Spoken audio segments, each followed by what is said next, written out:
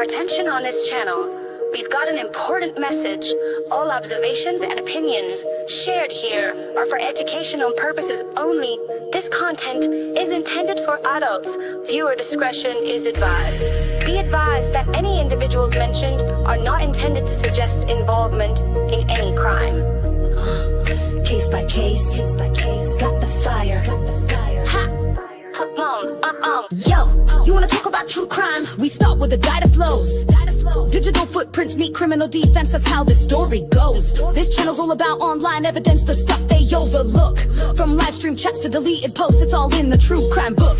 My goal is to provide insight for the attorney in the darkest hour, to find the proof that can make a case or break a criminal's power. So whether you're a lawyer or a PI, we're diving deep in the mess, exposing misconduct and hidden truths to get to the very best leads. We break it down case by case, on the trail of the facts. We show how digital evidence changes case outcomes, we on their tracks. No rumors, no gossip, just the evidence clear and concise, shining a light on the shadows at any cost or price. What do we do? case by case. What's the motto? We're here for the victims, the ones who were left behind. We're here for the families, giving them peace of mind. We follow the paper trail, the digital footprints and the timelines, connecting the dots, we're reading between the lines. We don't just talk theory, we show you how it works in practice. We're here to help you stay ahead of the curve, to get a new analysis. You think you're in charge, but we're here to find what matters most. We're giving a voice to the voiceless, like a digital ghost. Digital ghost, digital ghost. We break it down case by case, on the trail of the facts. We show how digital evidence changes case outcomes, we on their tracks. No rumors, no gossip, just the evidence clear and concise, shining a light on the shadows at any cost or price. What do we do? Case by case. What's the motto? From digital clues, the mystery, you wanna know the answers? We're dedicated to the chase, from the first look at the scene to the final resting place. We're here to find the answers, to give the victims their due. A true crime channel with a heart and a purpose too. We're here to build up, to expose the truth, and to shine a light on the darkest of deeds with all our might. We're here for the truth, we're here for the facts, and that's it. We don't chase the trends, we just chase the truth and never quit. We let the past speak for itself, we let the facts lay the ground. We're just here to be a voice, a tribute that is sound. Yeah, it's all for the truth. All for the truth. Ha! Come on, come on.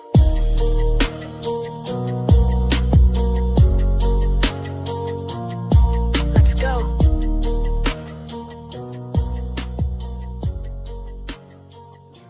Their thoughts for you, yeah.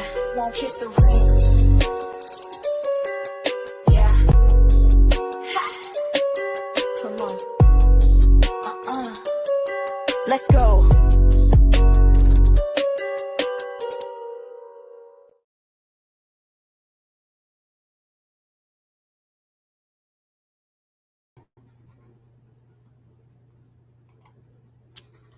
Whoa. Hello, everybody. Welcome to Case by Case. Today is going to be a live discussion with Ashley Garth. For those of you who are unfamiliar with Ashley Garth's case, Ashley Garth was convicted of murder and conspiracy to commit murder back in 2021 for a murder that took place on March 28th of 2019. I have been advocating for Ashley for the past 3.5 years. I have become one of her only voices in the public. I've become very friendly with her family. I visited Ashley numerous times in prison. I have went out boots on the ground and researched her case. I have done extensive research and coverage of her case here on Case by Case. Today is the first day that Ashley will be speaking out publicly, the very first time ever, about her case. Her case is moving through the courts slowly, and it's never easy once you have been convicted of a crime to get any kind of relief. So we are not discouraged by any means. We still have options on the table. And once we're able to get the full focus of her case back before the courts, I believe that Ashley's conviction will be overturned. She will be vindicated. And today you are going to hear from Ashley directly. We're going all the way back to the beginning, to when she first met Garett Kirts. If you're not familiar with Garett Kirts and Ashley's case was put in the spotlight because Garett Kirts was a suspect in the Delphi murders. He was a friend of Ron Logan's. He was familiar with the trails. He ran amok in that area for quite some time. And, guilty by association is where Ashley found herself. Even when she wasn't even living in the state of Indiana, people assumed that she was. And so social media really took a toll on Ashley's case, her life, her reputation, her family. And she's been very hesitant to come forward and speak out because of the fact that, number one, there's a lot of guilt with Ashley when it comes to the situation that she found herself in and not being able to stop it from happening. The embarrassment with the community, her family, and the allegations against her. It was easier for her to cower and shy away from confronting the public. That's why we are now going on how many years? 5, 6 years since her conviction that she's never spoke out publicly. All of these people who have made accusations against her or ridiculed her or called her a monster are people who have never even heard her voice. So today is the day. We're going to start a series of live one-on-one interviews.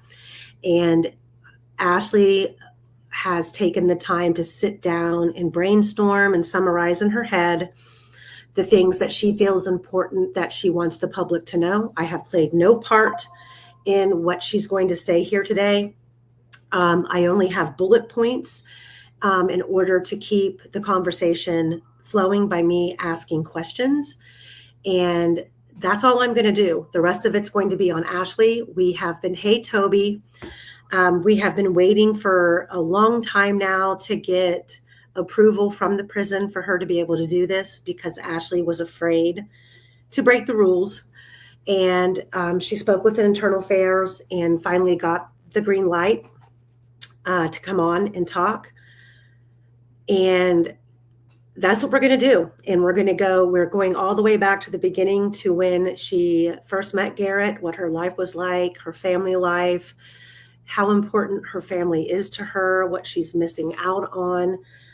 She has a teenage son that really needs his mom. And I understand that the victim in this case also has children and they also need their mom. And unfortunately, Ashley didn't play a hand in her death, and Ashley didn't take away her ability to be a mom. But there's still that level of, feeling responsible for just being in that position at that time that, Ashley wants to set the record straight. Ashley wants people to know who she is as a person, and that's what we're going to do today. And before she calls in, there's a couple of things that I want to play for you. And remember that one of the things in Ashley's case that was never brought to light was the domestic violence aspect of it. The threat, the attempted murder that was committed against her, none of that ever came into the court at Ashley's trial. There was no domestic violence defense. There was no battered women's defense. And I don't even think at the time that Ashley felt she was a victim of that. I think that she maybe thought that, okay, he beat on me repeatedly and no one's going to care. And she didn't feel like that was going to be a good defense. However, an attorney should have known. And that's one area in this case that should have been addressed. So I'm going to play for you two different clips. The first one I'm going to share with you, I'm sure most of you have already seen this before, and it is the video of what happens to a victim of domestic violence who attempts to leave. And this is something that's happened very recently in the Sean Combs case against Cassie at the hotel.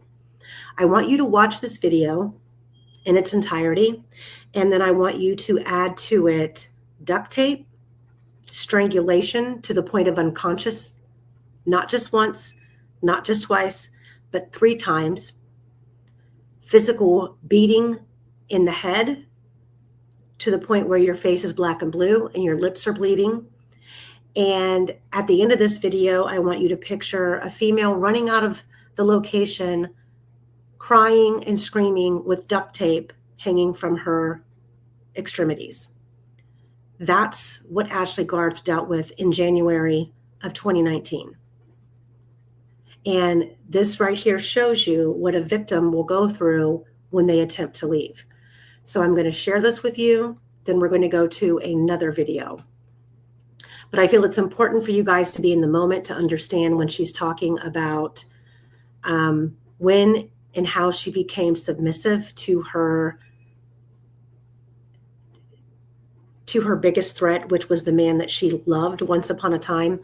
It's very important that we all take ourselves to the moment.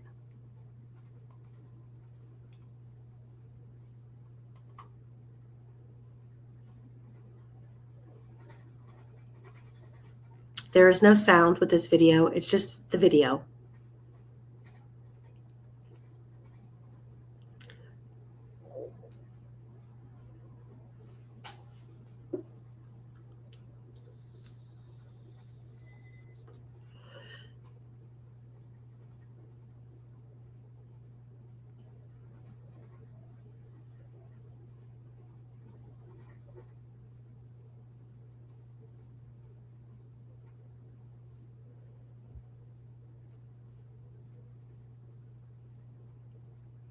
That is Cassie being submissive right there. She clearly wasn't knocked unconscious, but she's not doing anything to encourage his violence.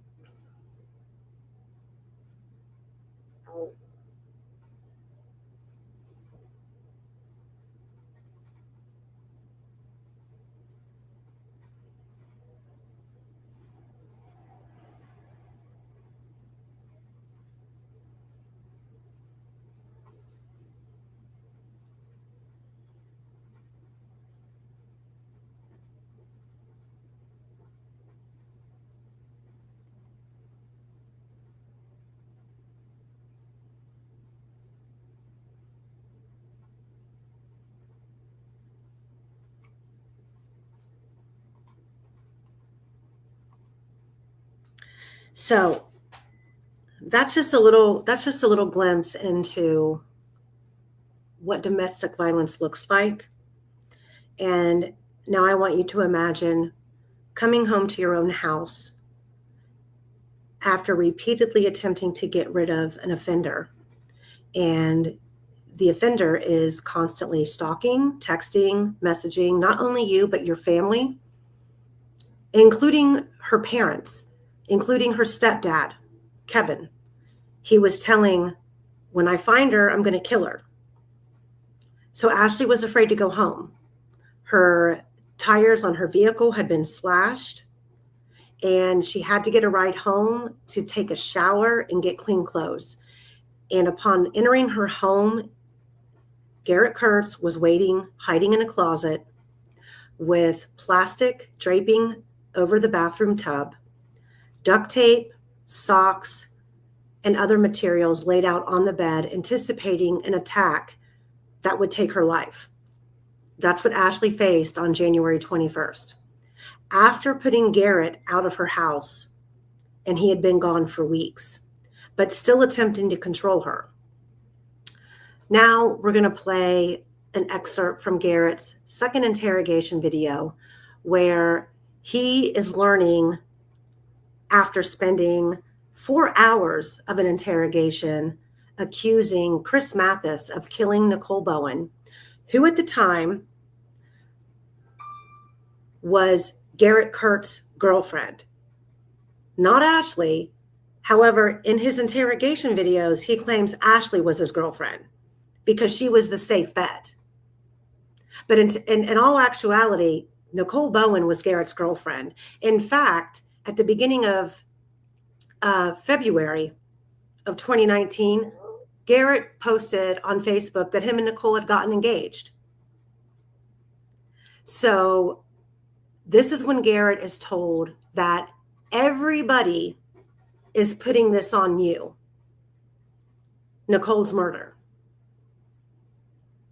Once he finds out everybody is putting this on him, he then switches from Chris Mathis did this to he did it, then Ashley helped him, and then he even goes back and forth on the truth of that.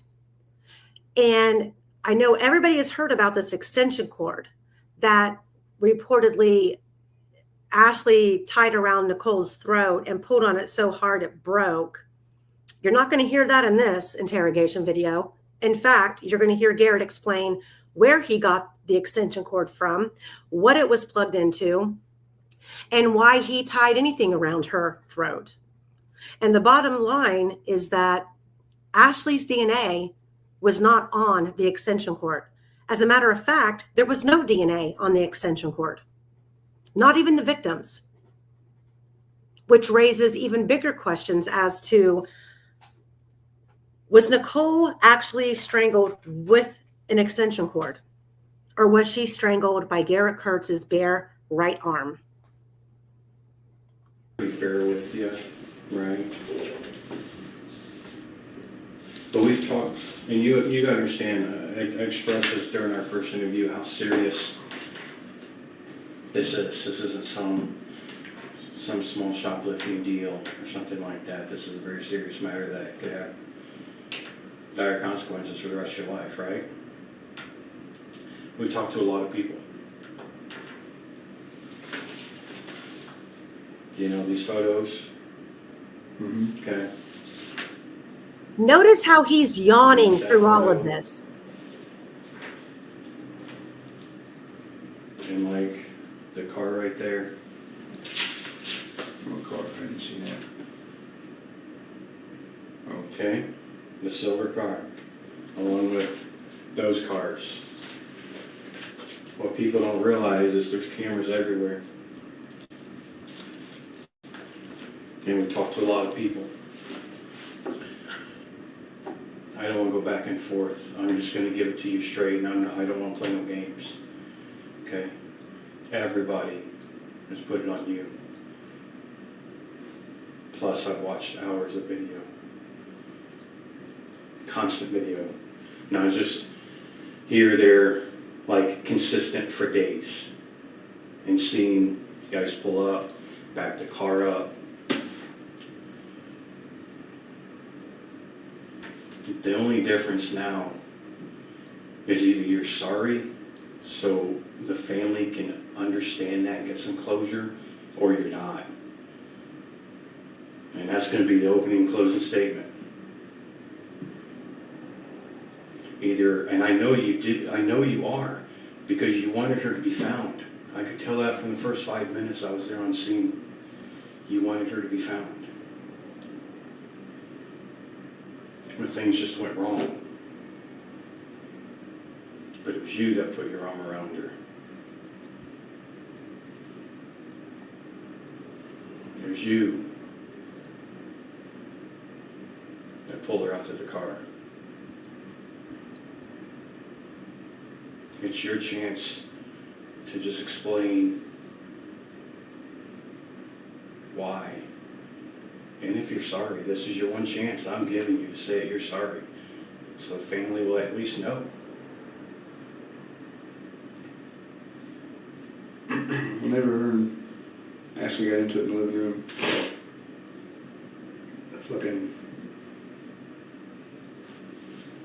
the initial, it wasn't supposed to happen. I understand. I need everybody to understand, watching this, that he left Jasmine Parker's trailer to go get meth around 11 a.m. He left Ashley there after beating her and choking her unconscious to the point where he had to take her to the White County emergency room. That episode, those 32-page medical records were never introduced at Ashley's trial. But a day and a half before this, he put her back in the hospital again after choking her unconscious.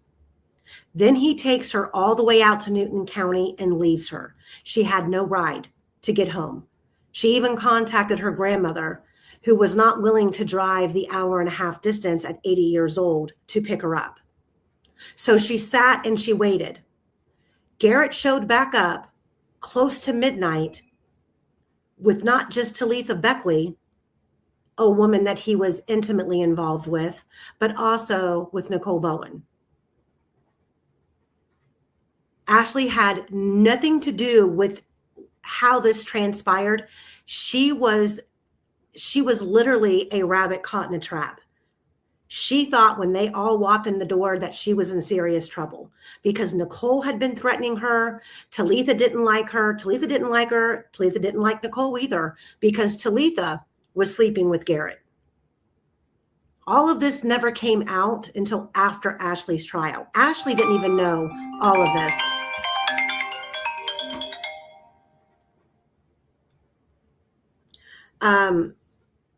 So just keep that in mind as you watch this. And him pondering on how he's going to answer. Just talk. And I wanted Ashley to talk to her because Ashley felt that I was cheating on her with Nicole, and I wasn't. I was trying to help Nicole. I was trying to save her. He wasn't cheating on Ashley. Ashley had kicked him out. They were broke up. He was engaged to Nicole. He's a compulsive, habitual liar. Nicole's life threw off fucking heroin. Yes, Ashley pressed charges against him. Ashley had 2 restraining orders. Well, Ashley had a restraining order against him, which he violated twice, and Nick McClellan let him out each time the same day. And Ashley came out of the fucking bedroom and started fucking, they're yelling and screaming, and my first thought is, I'm like, oh God, here we go, God's trying to call. And when I grabbed Nicole, I wasn't squeezing her to make her stop breathing. I was getting her to, go unconscious and let her go. And when I told her to stop squeezing on me, I let her go. I let her down on the floor. I mean, I did. I tried rubbing her chest and everything to get her right back up. So in that bruise, it's from, and that mark. That honestly is from Ashley, me trying to get Ashley away from her, because I did break up the fight one time before they did get into it. Okay. What arm did you put around her?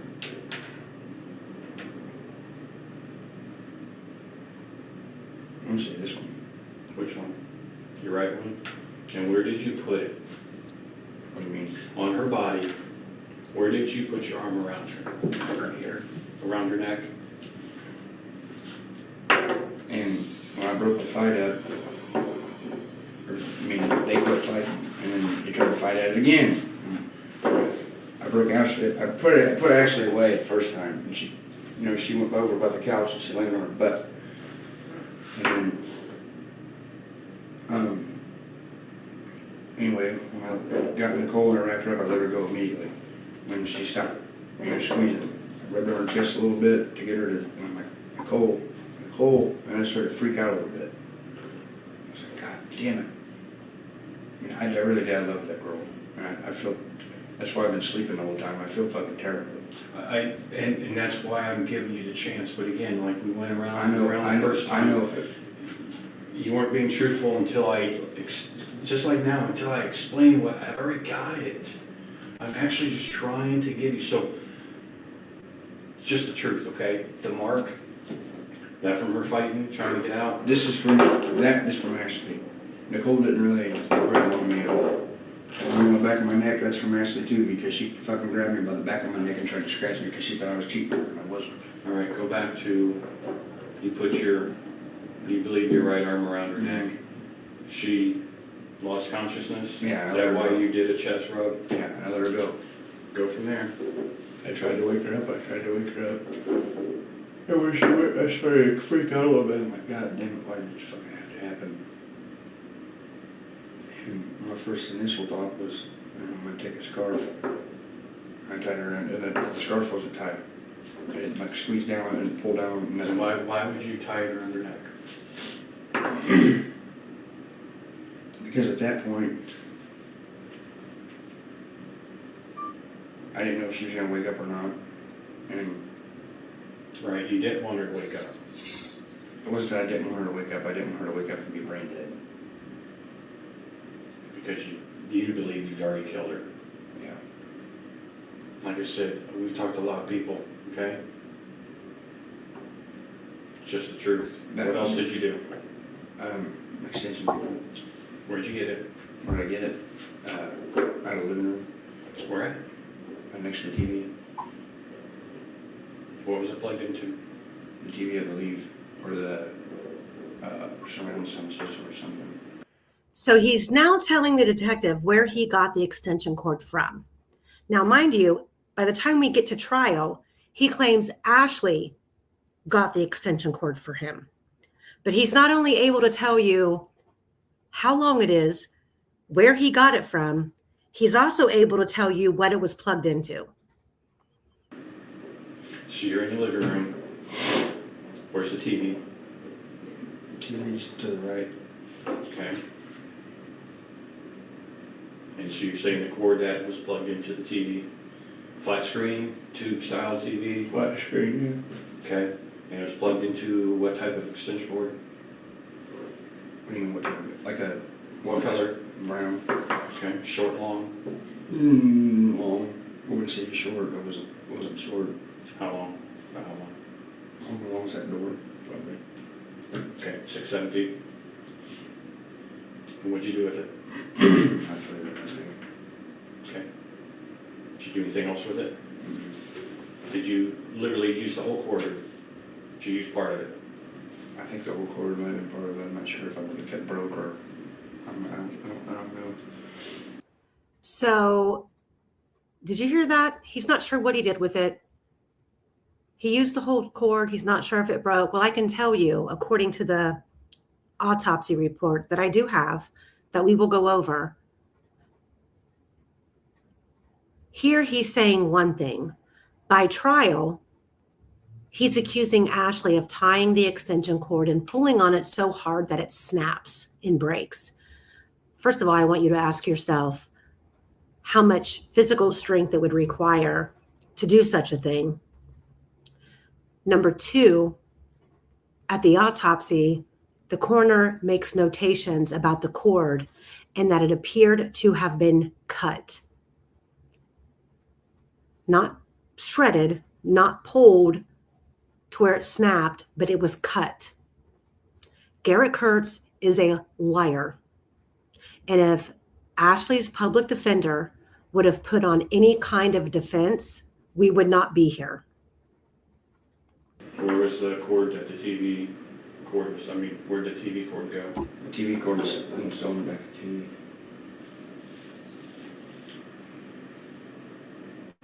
Okay, then what else?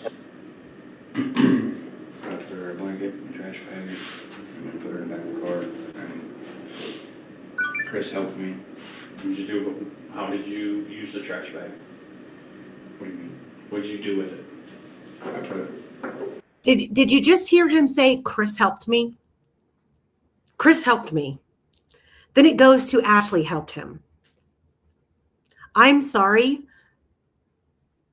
but we have a woman sitting in prison on a 48-year conviction who is not guilty. And I'm seriously frustrated with, Ashley is my girl. I have dug as deep as I can dig. I have been boots on the ground. I have stooped into low places, communicated with people that I never thought I would get in contact with about this case. Garett Kirts is a psychopath. He has absolutely no empathy. He has absolutely no conscience. He is living on self-preservation. His story is so unbelievable that you would have thought the people that we entrust to uphold our laws would have saw right through this. Hey, Travis. I had to over and put it back over her feet. Put back over what? Her head and back over her feet. So you put the scarf over her neck, tied it around her neck, used the extension cord, tied that around her neck, put a paper bag, That wasn't paper. It was plastic bag over her head and her feet. Where'd you get the bag from? Jasmine told me they were under the sink. Jasmine told me they were under the sink. I put tape over it and got out to the car and went and picked Chris up. Did you tape any other part of her body? Her feet, that's about it. Anything else? Not that I can, no, honestly, not that I can Did you remember. tape her hands behind her back? Yeah. I told you, I've seen everything. I can't unsee that. I can't really either. Okay? I can sit here and say that I act like I don't remember, but I do. I know you do. You can't not remember that. It's been rolling through your mind ever since. You can't just unforget that. You can't unremember that. Have you guys talked to Ashley? We talked to a lot of people. I didn't know if you could, but I'm just, because I took her, we were at my buddy's house and then I left and I was supposed to go back. I just wanted to make sure she was all right. We talked to a lot of people. Okay? So he wanted to know if they had talked to Ashley because he had taken her to his buddy's house.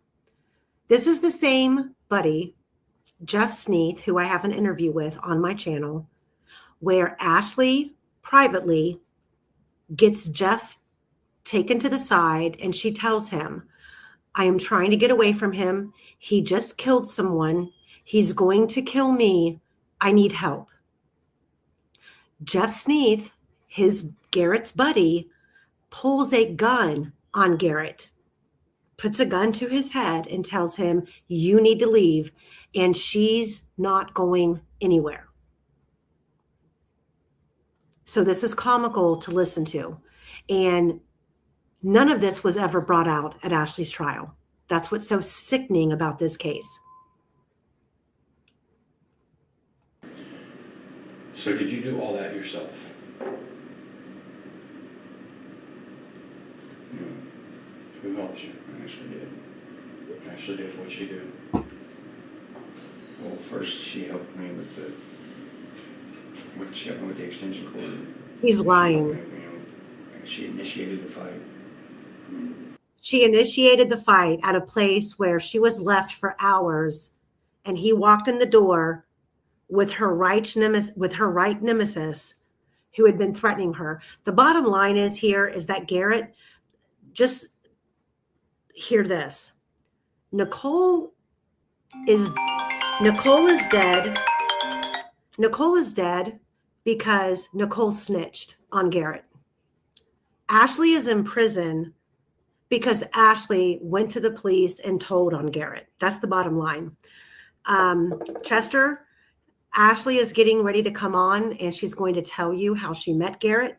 She's going to go into detail about her life before this happened, and she's coming on right now.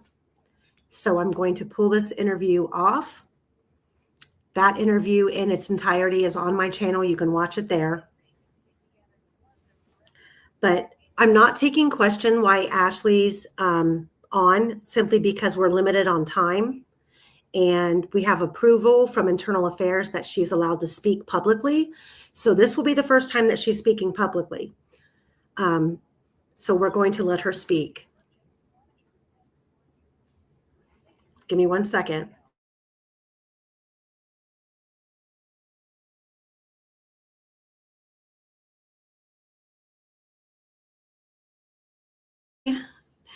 We are live. Hey. So we just got done watching a portion of Garett's second interview, him talking about the extension cord and the scarf and what transpired that night. But I've informed everybody in chat that that you've spent some time jotting down your experiences and your memories of when you first met him. And I think a lot of people want to know what it was like when you first met him and the evolution to how we got to March 28th of 2019. So I'm going to let you talk because I know we're on limited time. Travis is here. Cherie is in the chat. I've dropped the link in the chat. So if Travis or Cherie want to come up, they can. So Ashley, go ahead, and the floor for the first time in your life, in this case, is yours. God, I'm so nervous. I have obsessed over what I was going to say and not say, and wrote it down and took notes over and over again. So I'm going to try to go slow because when I get nervous, I talk fast. So hold on, let me make sure everyone can hear you. So everyone in the chat who's listening, can you guys hear her?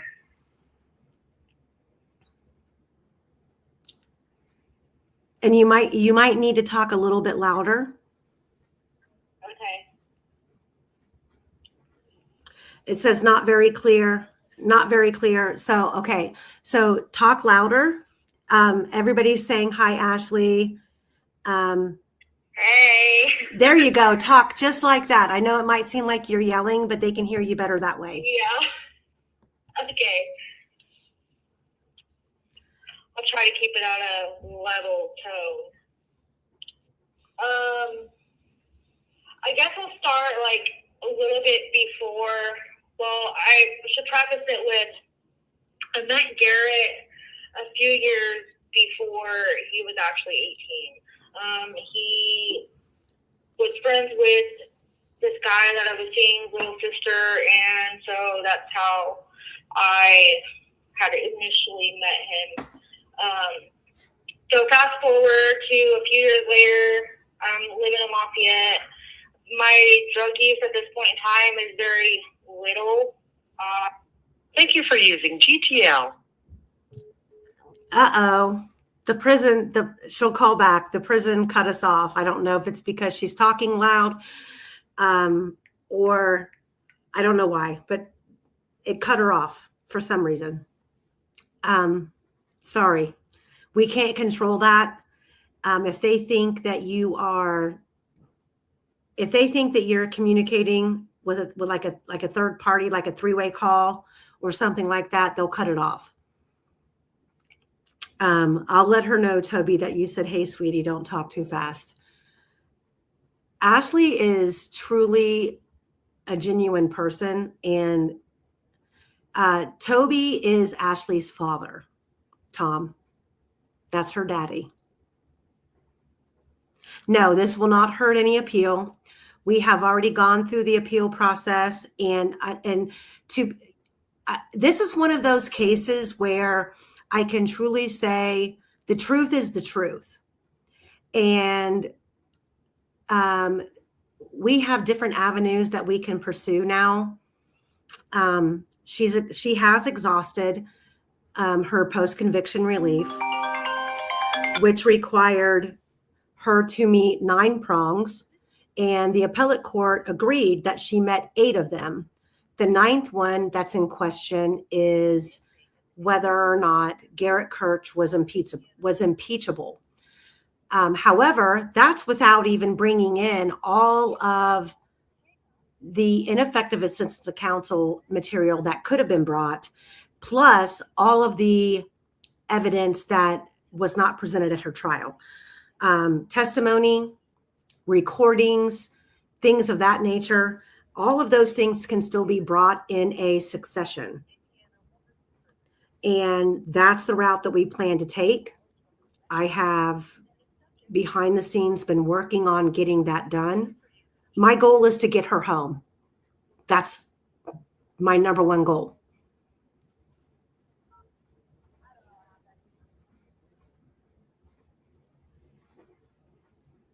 Are you there? Are you there? Can you hear me? Yes. I don't know what happened. They cut us off. I don't either. It just stopped. Okay. So my drug use at the time when I first met Garett was very little. I worked a lot. I worked agency for a DNA company that placed me at various nursing homes. It's kind of like I made my own schedule, and I worked a lot of hours. I liked money. However, working all those hours led me into the meth and needing it to stay awake. And that, of course, brought in the lifestyle. It brought in me wanting to get rid of it because people always wanted it and having the money. So it was just really the fast life. Garett had messaged me on Facebook one day and was like, hey, you want to hang out? I'm going to come over and smoke some pot, so on and so forth. And he kind of just never left. He came over to get high and he just never left. And I know there's been a lot of controversy over whether or not I was the one that got him into doing drugs. And I just want to say that he was doing drugs way before he met me. I was not the reason for that. And so for the first couple months, he lied to me about his age. I knew he was younger than me, but I really didn't know how much younger. And I had this friend that worked at a bar in Lafayette and was like, hey, come over to where I work and I'll give you guys some dinner and drinks from the house or whatever. And so he lied to me all the way up until the point of going to the doors of this bar. And when the bouncer at the door carded us, is when I found out that he really wasn't 21. And at that point, that was his first major lie and the first sign that maybe something's off. However, I ignored it. In this first year with Garett, I noticed that his real addiction was spice. And that's something that I never really got into. Every time I tried to smoke it, I'd puke. So if I was taking one hit of any kind of spice, I was guaranteed to puke. So it's just nothing that I really enjoyed with him. And he had a knack of smoking it and nodding out in places, and that's always pissed me off. I remember I had this window in my kitchen, and it went from the kitchen into the back foyer where I had my washer and dryer. And sometimes I didn't smoke in my house, so I let whoever was over smoke on the back porch. And he was back there nodded out, and so I just remember taking my sprayer at the sink and spraying him and soaking him wet and get pissed off. But that happens to be a thing a lot, of him nodding out and then me waking him up. One time I threw a bucket of flour and water on him sitting in my living room because he was in my way and wouldn't move. So can you, Um, so Ash, can you, what, at this point, when you realize that he has a problem with spice, and Yeah. you're becoming at this point in time addicted to meth, what was it about Garett that made you stay in the relationship? I think that's a major question.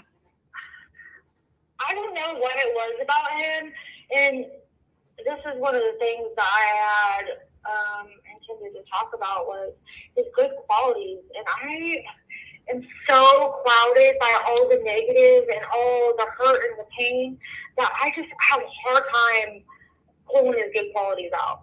But we just vibed well. Like, I don't know, when he wasn't nodding out or he wasn't, getting high, like, our energies were good. We had fun. We talked about things. We laughed. He was sensual and sweet. And the sexual attraction was there always, no matter what, no matter how far off we were, it was always there. And when he was good, he was great. I don't know if that's because he was a real good smooth talker, but he definitely knew how to play my broken strings every time. And I think that's where your heart got hung up on your heart versus the reality of things. And at what point, so I know there's a lot of there's questions flying through the chat about did Ashley get clean in jail? Did Garett try to kill you? So I know we're not there yet, and this is going to be an ongoing thing. But so as the relationship evolved, and there were some situations that involved your son and Garett stealing. So kind of go through that, and what made you come to the realization that he wasn't the right person for you and that you needed to get away. And maybe go into the Florida aspect of it. Yeah.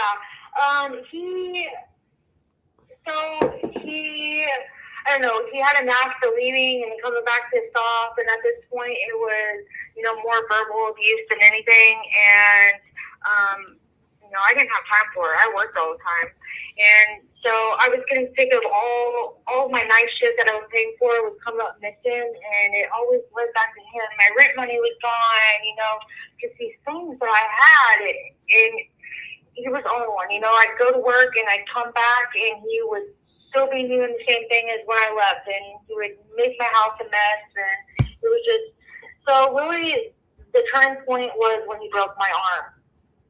I couldn't even tell you what we were arguing about now, but whatever it was, I, was trying to make him leave, like, hey, I want you to get out and leave, and he broke my arm. And so that's really when I was like, hey, like, this is not going to be okay. Like, I can't do this. I can't keep all my responsibilities in line. I can't go to work with a broken arm. Like, so that's when I started on the path of wanting him to leave. However, he always had a knack of breaking into my house. That was an ongoing thing throughout a whole relationship from the beginning to end. He would come through my screens. He would take my screens out while I was there. I'd be there by myself, and he would come in. He would take my air conditioner out of the window and come through my air conditioner. He would break my locks to come in, keep my doors open. So at this point, if you're there, you're there. I gotta work, so it doesn't matter if you're here when I'm not here. How about it? Whatever. And so I kind of just let it happen, and it's just because it wasn't really that suppressing. And throughout it all, there were several times I would get pissed off and just call his mom, and I would try to make him leave with her, and she would pay me money to make him stay. Pay me money to let him stay. And his mother, okay, wait a minute. His mother would pay you money to let him stay with you. Yeah. Here's some cash, just let him stay. Go with that, let him stay. And, throughout all this, I would send her videos of, look how fucked up he is. Like, this is not okay. He needs help kind of thing. And she just blew it off like, you know, I was the crazy one. Well, maybe he should leave if that's how I feel. And at that point, I wasn't against it, but he didn't want to. And then sometimes, like, it would work. Like, you know, I'd get pissed off of him, make him leave, and he'd come back and he'd be so apologetic. And I just wanted to believe him so bad that things were going to be good. And it always turned out into the same thing. People are asking in the chat, did Garett ever hurt your son? No, and that's one of the things that I can fully honestly say is that it was never an issue when it came to.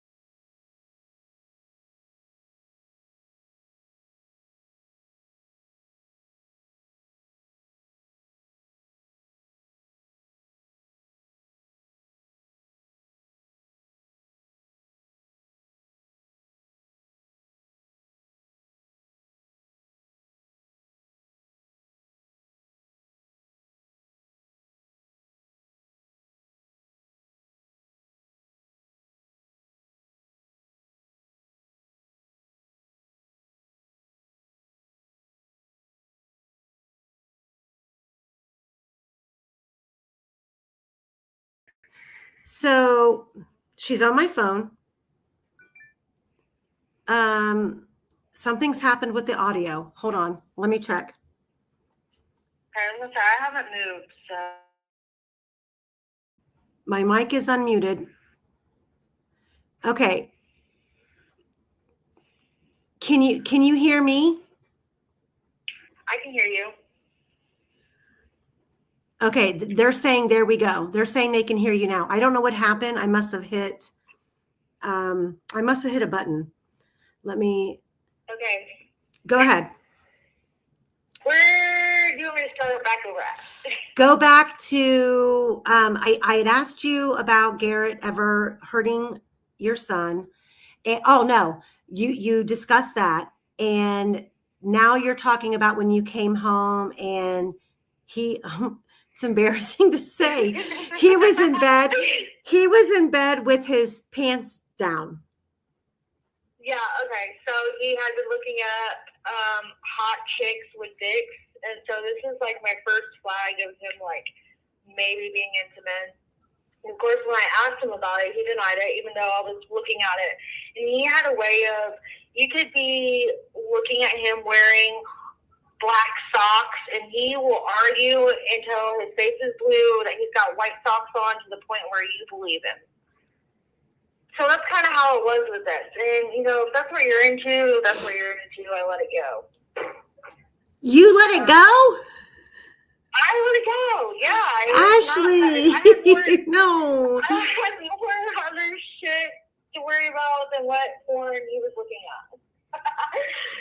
Oh. That's when it got his rocks off. That's when he got it off at that point. I didn't have any other flags. Like, you know, our sex life was good, so I had no idea what was really transpiring all those years. There was a point where I came home from work and he had bloody towels all over my bathroom. His face was bloody. His lip was busted open. His eyes were busted open. And later on, I had found out that my neighbor, who, you know, we were cool with, we got high together sometimes, had watched. I had this big bay window in my living room, and he had watched from across the street Garett beat me. And so that next day while I was at work, he jumped Garett and fucked him up. So at that point, I knew like other people were watching. Like, that was So people. you're saying that you came home from work one day to Garrett being beaten up, and he was beaten up by your neighbor? Yep. And yet my neighbor had said that he just watched it one too many times and thought maybe he could put his hands on him like he put his hands on me, and it would make a difference. However, it did not. This is just the beginning of, So, pain. and at that point, what was the time frame on that? At that point, how long after that were you like, okay, I'm done? Not very long. So I don't know if this is a made-up term or if this is a term that I heard somewhere, but I call it the Goldilocks effect on my drug use. I sat down in one chair and it wasn't good enough, so I went to the next until I found the right way. So with the meth, at first, the only way that I would get high was to just eat it. And I didn't catch that. Oh, the only way that I would do it was to just eat it. Like, I would ingest it. I didn't like the way it felt snorting it, so I just ate it. And then it got to the point where I smoked it. And we had several friends that was a needle user, and he was very paranoid about me using the needle. And at this point, like, I had never even tried it, didn't want anything to do with it. But he was beating me for it. Like, I was getting hit for lying to him about something that I wasn't even doing. So I don't know why. I mean, other than the need of, well, if I'm getting hit for it, I might as well try it. And so I tried it out. I decided I liked it. I liked the high better. It lasted longer. It took less. So that's when I started using the needle. Ashley. Yeah. How do you feel about all of that now? Now? Mm-hmm. I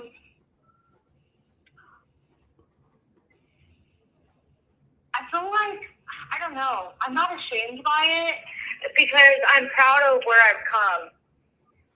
I'm proud that I can stand up and say, hey, this is what I did, and that's something that I no longer desire to do. And that's not just from being here.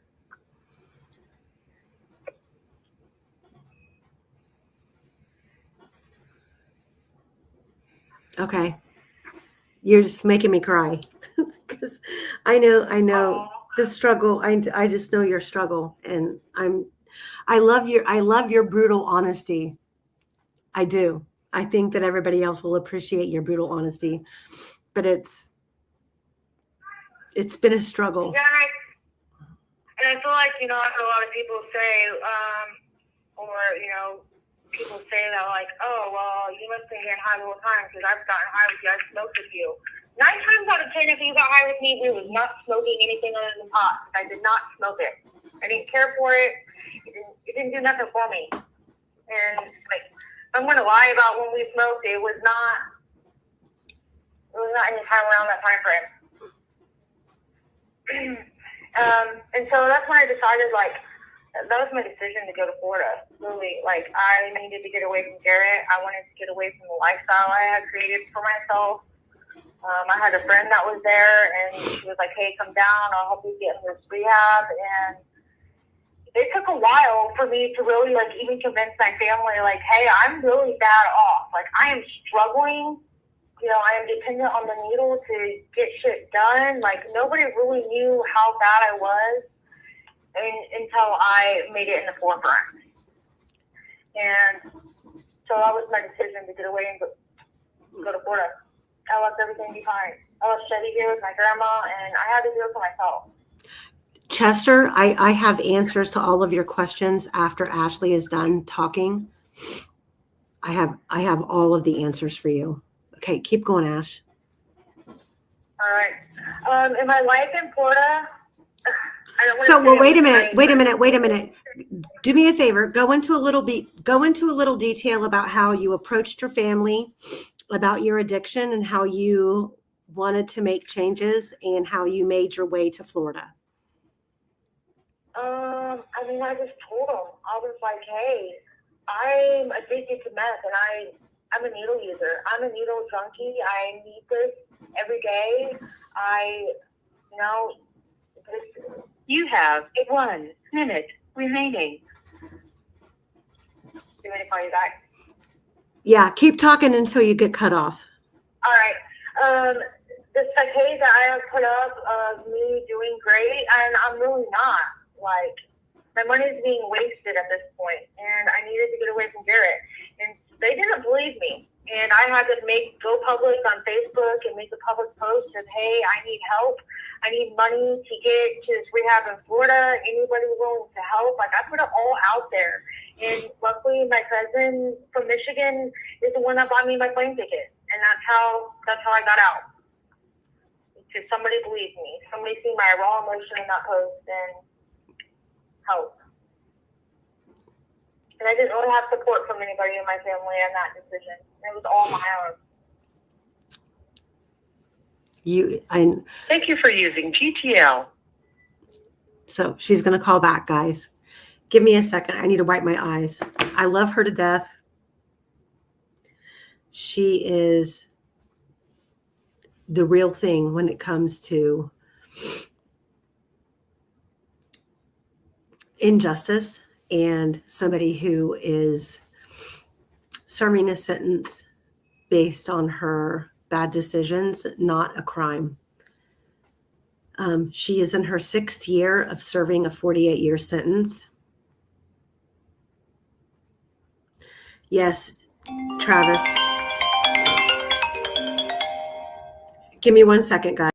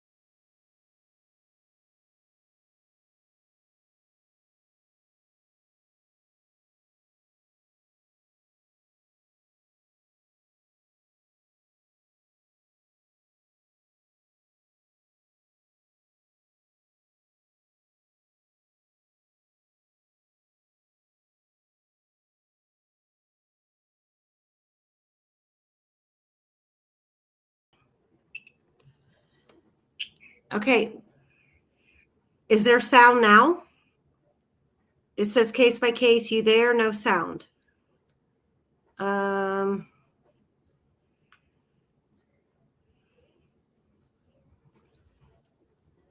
Okay, there's sound now. Go ahead. So I must have to be on camera for you to have sound.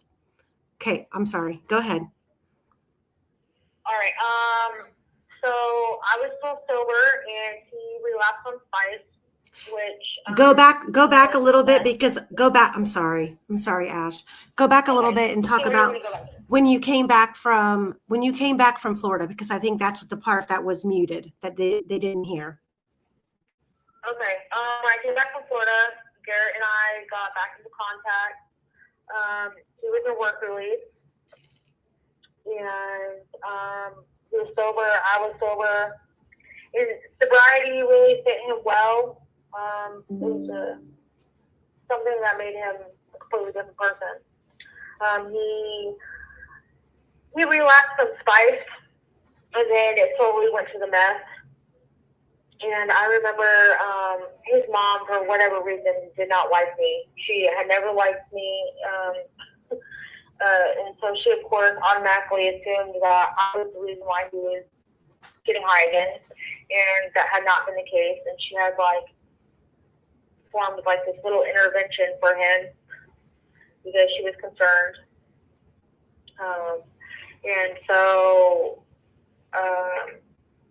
he was still getting high. And it slowly became something that I eventually relapsed with him. And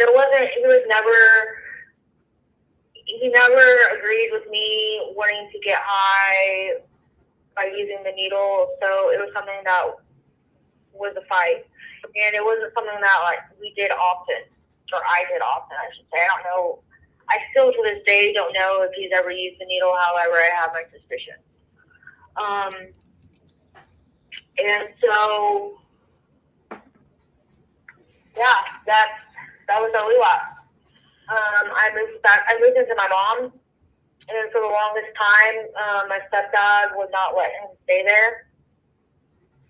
He would let him stay once or twice a week, and then that was it. He'd make him leave. And so that's when, the story that Garett gave about staying out in a tent or whatever was during that time, because he wasn't allowed at my mom's house, so he stayed down the road. And so he was. So wait a minute.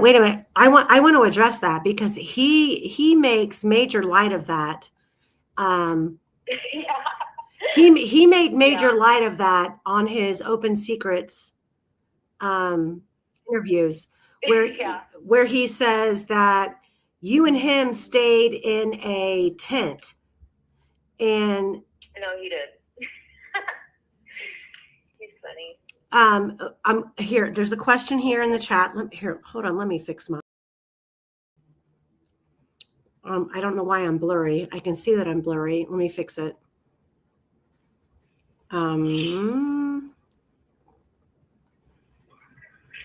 There we go.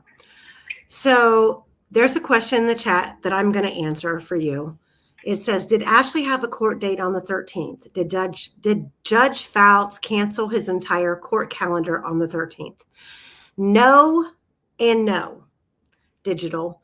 So Ashley had a fine that needed to be paid that was scheduled on the 13th. If you pull up the case, you will find that the fines were paid at the counter. Ashley wasn't in Indiana on the 13th. She was in Florida. So a family member went in and paid her court fine at the counter. And it says that on the docket. If you look up the My Case docket, it's on there. So that whole rumor is nothing but a rumor. And I don't know about Fouts canceling his entire court calendar on the 13th. I don't know anything about that. Ashley doesn't know anything about that. All I know is that the fines that were due, the hearing that was supposed to have taken place on the 13th, never happened because Ashley was out of state and her fines were paid at the clerk's counter. You can see that on the docket. That's it. So. Amy, under your scar says, Amy, can you answer questions once the call ends with Ashley? Absolutely, I will. So keep going, Ash. Keep going. I am so proud of you today. You are a machine. Normally you're like, oh my God, I don't know what to say. I'm scared people they hate me. And I'm so proud of you. Keep going. I told you I was ready. I'm glad you're ready. Okay. I love the fact that you're ready. So Kevin eventually got to the point where he let Garett stay as long as he paid rent. Huh? And, What'd you let say? Garett stay as long as he paid rent. I still didn't catch that. What'd you say?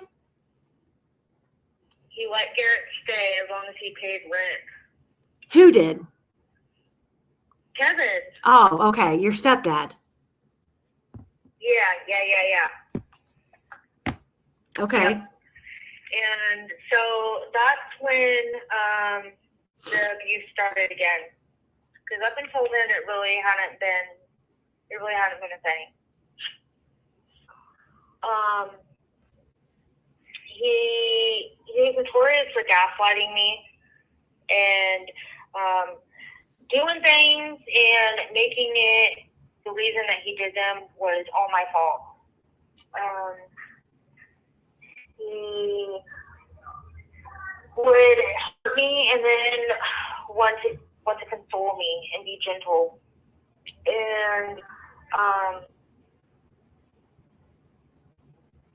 I think that's where it got to the point where I seeked approval and I seeked validation from him. And I don't know if it's from half being scared out of fear or half being, I just wanted to please him. And, every time that he would hurt me and he would click over into this other person and he would say sorry and, he always made me feel so broken, but then make me feel so whole all at the same time. And, he had a way of making me believe that I deserved everything that he did to me.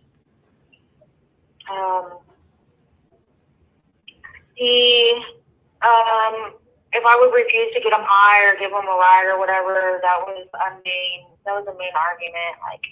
No, for this reason or whatever, we're not doing that. He would leave and then come back even angrier. He would always accuse me of, being with other people. He would leave and then accuse me that I went wherever and, was fucking around on him, and that was never a thing. I'm going to talk for somebody without him thinking that I was fucking around on him. I remember that Halloween he had given me, he had hit me in the face so hard, he blocked both my eyes at the same time. And that's when I noticed, that it was getting real. And so I started getting a lot of busted lips and black eyes. And sometimes I think I did things on purpose. I'd say things or do things on purpose to piss him off. Just because I knew that if I pissed him off, he would hurt me and then he'd be really sweet. And I don't know, I looked for that. I couldn't wait for his sweet side to come again. And what? I was in that cycle for a while. Yeah, I know it sounds crazy, but something in me, I knew that if he hurt me, then he would be that person that I wanted him to be. He would be apologetic and it would be okay. But it never lasted long. And that feeling didn't last long because then I stopped being submissive. I started fighting. And that's when it got really worse. I was notorious for breaking his glass pipes. Because at this point, I was getting high, but not really. I definitely wasn't smoking. My grandpa had died that winter, and so my mom and stepdad moved to my grandparents' house, and that left me the trailer. And that's when it got heavy. And I was breaking his pipes all the time. That was the number one argument. I was breaking his pipes. Yep. because there was something precious to him. It was, you know, he couldn't live without it, and so, well, you can't live without it, then I'm gonna break it and you can leave, kind of thing. So he was just my wife. So, Good. well, you know, I'm going to call you out. What, That's fine. and I love you to death, but what made you feel like you had to stoop to that level? I don't know. I mean, looking, okay, so let's talk about, let's talk about Ashley Garth and who Ashley Garth was before Garett. And I have all of these beautiful photos of you. You're a beautiful person. You're a beautiful girl. And at the end, on, you know, March of 2019, you have succumbed to this stressed out looking, fucked up image of you. Yeah. Where did you lose yourself? I don't. Somewhere within the fight to survive, somewhere within the fight of, I don't know, he had a sick obsession for control, and I had some need that I needed him to validate. I don't know if it's because I thought I could change him and I lost myself on the way, or what, but I still think, like, I don't want to say that I don't hate him because I have strong feelings against this man. However, I don't know that I would ever have been able to let go without something traumatic happening. And I don't know why. And I don't know if it's just because I've seen that good in him or what. Like, I always had that hope that things were going to get better, and they didn't. And it just could be you always thought that you always thought that he was going to consider you worthy enough to change. Yeah. And did you ever realize at any point that wasn't going to happen? Yeah, absolutely. At the end, towards the end, I did. He had a way of, you know, making me feel like I was already so broken, and nobody would want to put up with me. Nobody would want to deal with the things that he had corrupted.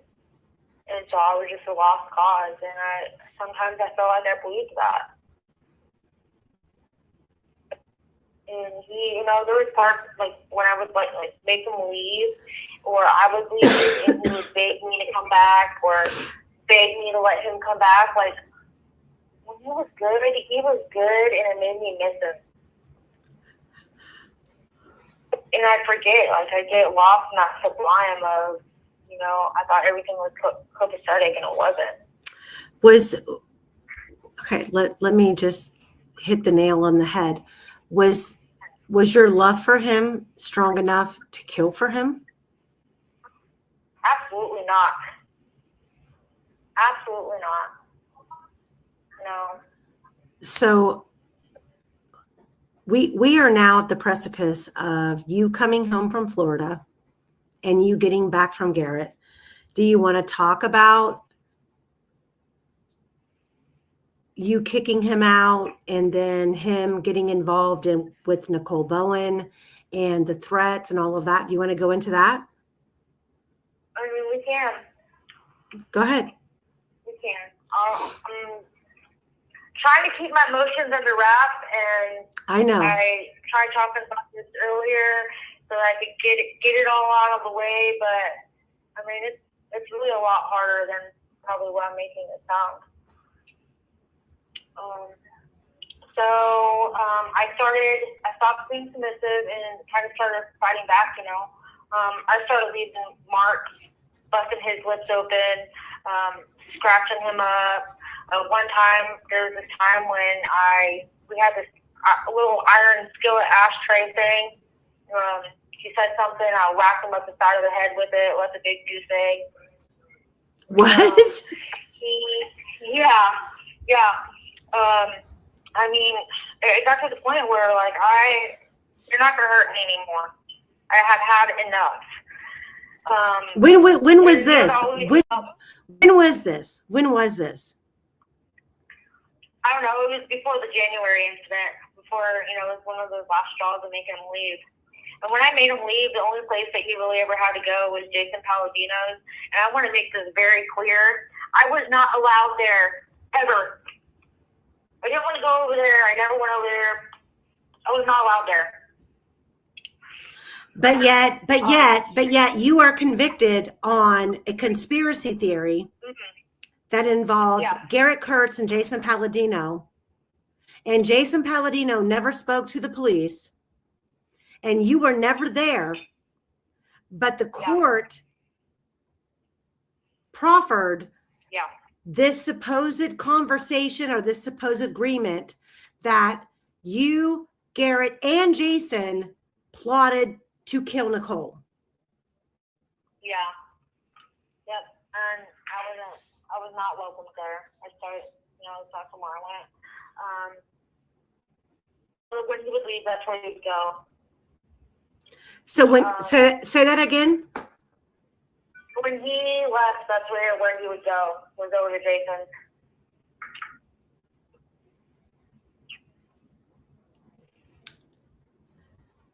Okay.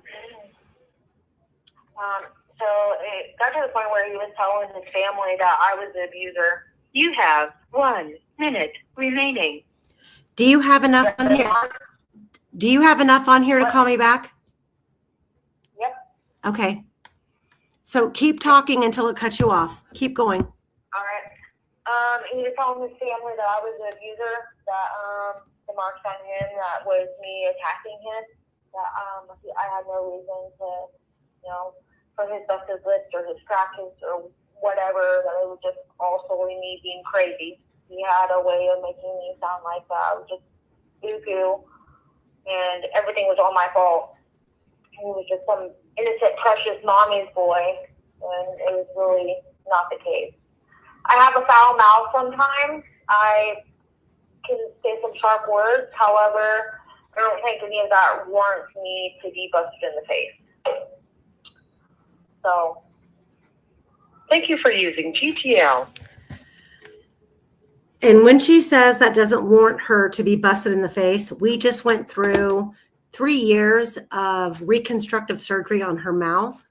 Ashley was born with a cleft palate, and one of the last punches in the face that Garett supplied to her broke her front teeth. And once she was in prison, the roots to those teeth died, and she had to go through the whole process of getting those removed and a bridge put in, which she now has. There she is.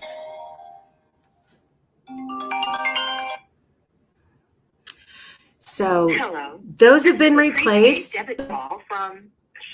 It's a long road. An inmate at the Indiana Department of Corrections, Indiana Women's Prison. To accept this call, press 0. To refuse this call is from a correction facility and is subject to monitoring and recording. Thank you for using GTL. Hello. Hello. Yep, you're back. Okay, great. Keep talking loud. Okay. Give it a try. So now you're back. You've gotten back with Garett. You are seeing really bad signs. Let's talk about the time frame when you kicked him out and why you kicked him out. Okay. So I started losing days. Like, I have gaps of memory where I didn't understand what was happening. I was just losing days. And it wasn't until a friend of mine showed me this video of me all fucked up in somebody's back seat crying that Garett had been drugging me and that I didn't want to leave with him. And it made complete sense. I and finally- have never heard that story before. I'm quite certain I told you, because I told you to find that girl. However, and so that's when, like, I knew, like, I needed to leave. He was still stealing. At this point, he was, you know, he stole Kevin's TV, he stole Kevin's crossbow, Chevy's PlayStation for the second time. Chevy is Ashley's son. Keep going. And so I was like, you know what, look, I'm done. You just need to leave, and this is the end of it. And he stopped me. He slashed my tires so that I couldn't drive anywhere. And it was just ridiculous, you know. He would sit over at Jason's and watch my comings and goings. He had stolen my rent money for the second time, and I had to go do extra work to get it, and it was just all bad. And so the night before the Carroll County incident, my tires were slashed, so I had to count on rides from other people. My friend had picked me up, and I needed to go pay some bills. I just got off work. And the whole time I was gone, he was sending me messages threatening me, you know, telling me that he was going to kill me if I ever came home, that, you know, he was going to really hurt me this time. I better not come home tonight because he was there waiting. Just all these things. I felt real scared. And, you know, I had sent every one of those messages to Kevin and was like, hey, look, like, I'm scared to go home. Kevin is Ashley's stepdad. And Garett was sending messages to Kevin too. Yeah. And Ashley was going to go home. This is on the night of January, I believe it was January 20th, to get clothes, take a shower, and leave because she was terrified to live in her own house. So take it from there, Ash. All right. So when I got home, I unlocked my door, like my front door, like everything was fine. Had no idea he was inside. I go in and I remember flipping on the light switch to the bedroom, and he popped out the corner. And the first thing he did was took my phone. And that ends up being a very important part of all of this. Is the first thing he did was take my phone. At this point, I had no phone from here on out. This is, by the way, wait, let me throw this in there. This is, by the way, the same phone that's documented in the police reports that Garett confirms himself in the police reports that he took from Ashley. This is the same phone a month later is found in the apartment of Ray Hainish. Just going to say that. Keep going, Yeah, Ash. it's a very important fact. And so he had tape and bondage or whatever laid out, and he tied me up and he beat me for 2 hours. He choked me in and out of consciousness. He dragged me around while being hog-tied, all yelling that he was going to kill me. I was gagged, so I couldn't scream. He turned on music so that if anybody was hearing anything, like what they're going to hear is the music blaring. So, Ashley. Yeah. You go through this methodically and calculating as if like you're telling a story, and I get that. But can you emotionally go into context about what you were feeling in the moment and like what it's like to be unconscious after being strangled? I know that's crazy. I'm sorry. I'm just wondering if you have any kind of insight into that. I feel like I'm now, like, talking about all of it, like, I've come to be numb of the feelings that I felt then, because it was normal for him to beat on me. It was normal for him to hit me so hard that I blacked out. However, the strangling part was new. And when you come back from not being able to breathe, you're very confused. And even just split seconds of, like, waking up, like, you're confused to being scared all over again. And I don't know, I don't even know if I really had time to cry in those moments because I was struggling to breathe. And, well, can you, this sounds stupid, but can you describe the terror? I mean, being choked unconscious, like. I was for sure scared. Like, I didn't know that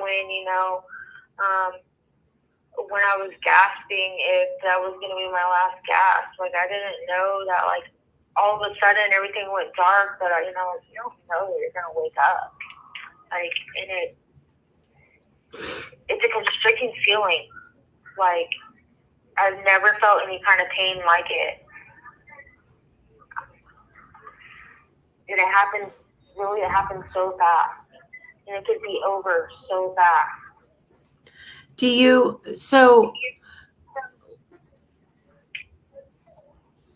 Okay, keep going. I'm going to let you keep talking because I'm not trying to steer the conversation. I want you to tell your truth. Okay. I don't know, like I said, I'm really numb to the feelings of everything, so the emotion has really been taken out of it for me, I think. Because it's something that I have.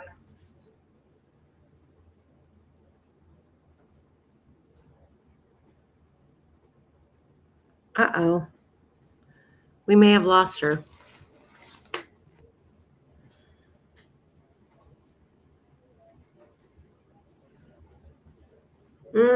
Oh, I think we lost her.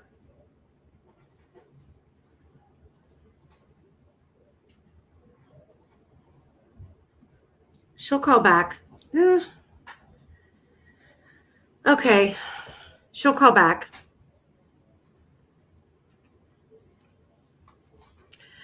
She's absolutely, yes, Stephanie, she's absolutely telling truth.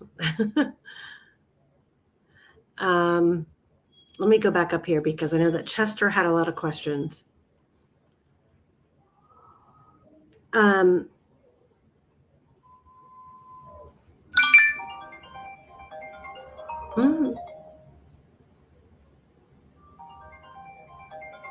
Stephanie, I would love to talk to you. It sounds like you are someone with experience. I would love to talk to you.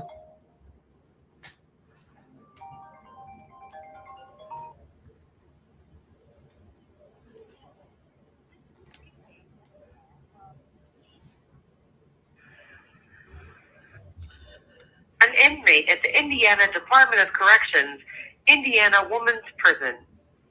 To accept this call, press 0. To refuse this call, hang up or press 1. To prevent calls from this facility, press 9. Hello. This is a prepaid debit call from an inmate at the Indiana Department of Corrections, Indiana Women's Prison.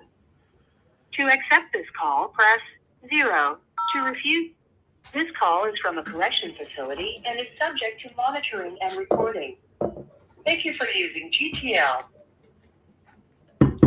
I don't know what happened. I don't know. So where were we?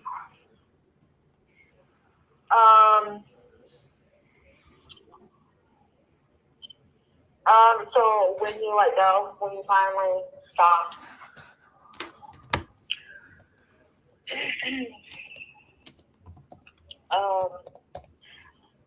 my friend that was waiting to pick me up knocked on the door, and I think it scared him.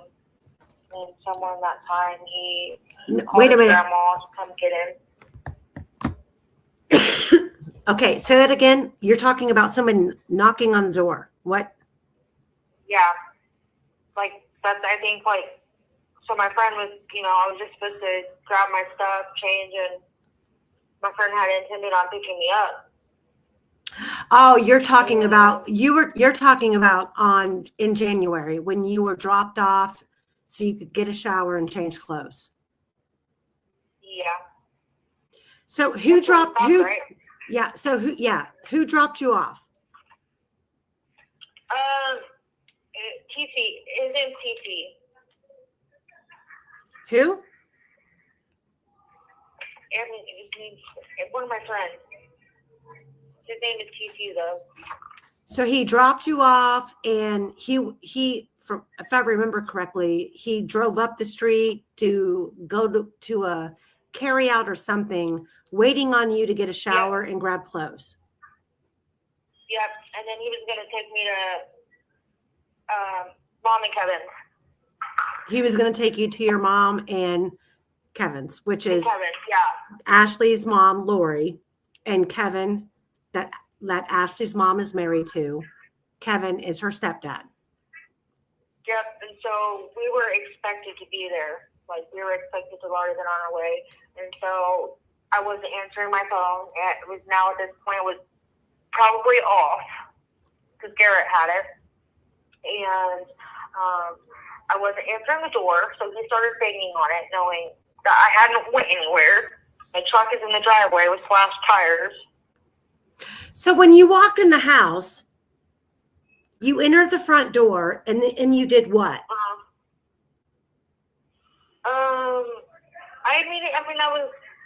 I noticed some things. It looked like I had been moved around, but I had been gone all night, so I didn't really wasn't really that much attention to detail. I literally just walked into my room and flipped on the light, and then everything happened. Like, that's all I had time to do. And what happened? And so that's when he proceeded to, beat me, and he tied me up. When you say, Ashley, I know you don't like going through, I know you don't like going through the details, but when you say he beat you, please go into detail. People need to understand what you were up against.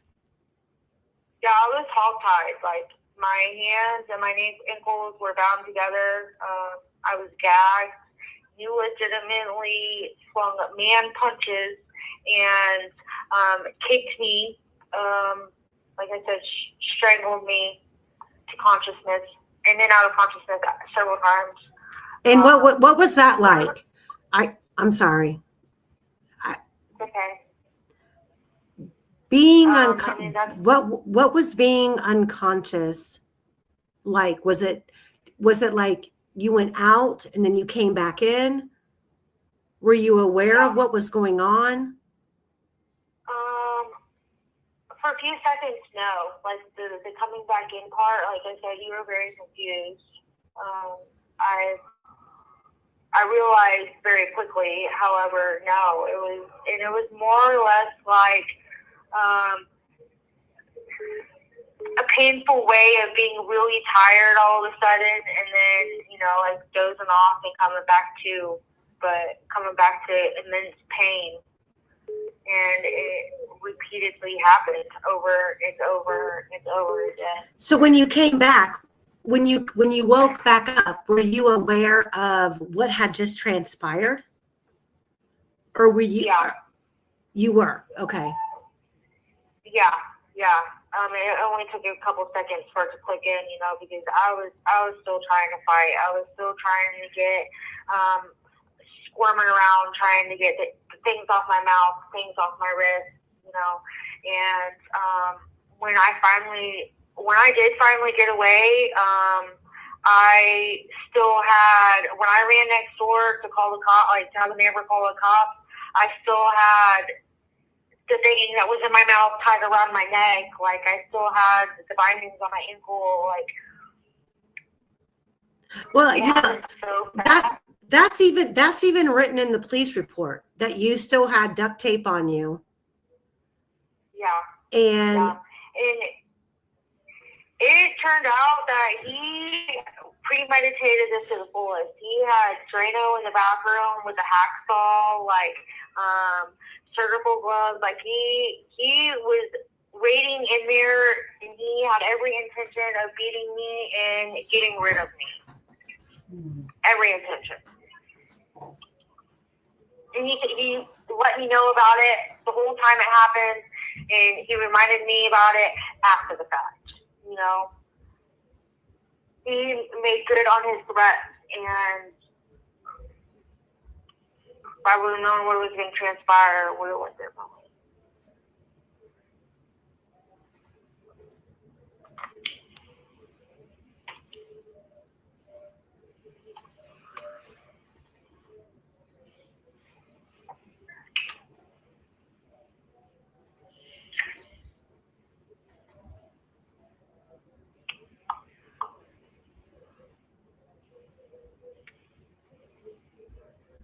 So, and my friend had already called Kevin. Like, the first person I called was, or I had the neighbors call was the police, and then they called Kevin too. But Kevin had already been called and was already on the way.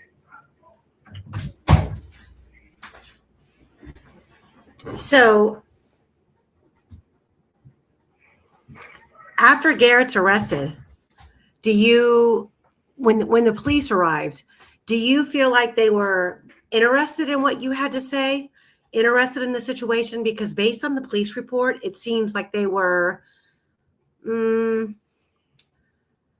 like him Holly, like this is what we walked into. She had duct tape on her, and we went over and we talked to Garett. He admitted to stealing her phone, and it didn't seem to me like it was taken like a serious domestic. I mean, like this is attempted murder. Bottom line. Yeah. No, And it wasn't taken seriously, and I think that if Kevin wouldn't have been there, it would have been taken less seriously than what it was. That's crazy. That's crazy because, I mean, this is attempted murder, and they made it out to be like a minor assault. Yeah, and I find it humorous of the fact that he tried to use, oh, well, she attacked me and I had bite marks on my back. You bet your ass he had bite marks on his back, because when he threw me over his shoulder, I'm using whatever avenue I can get. So he threw you over his shoulder and you were biting his back. Yeah, I mean, I was tied everywhere else, so yeah. Anybody in that position would have. You're going to use however you can to get away from the perpetrator, and that's the avenue that I went. Mandy asked, how did Ray get the phone from police? So that's not even a thing.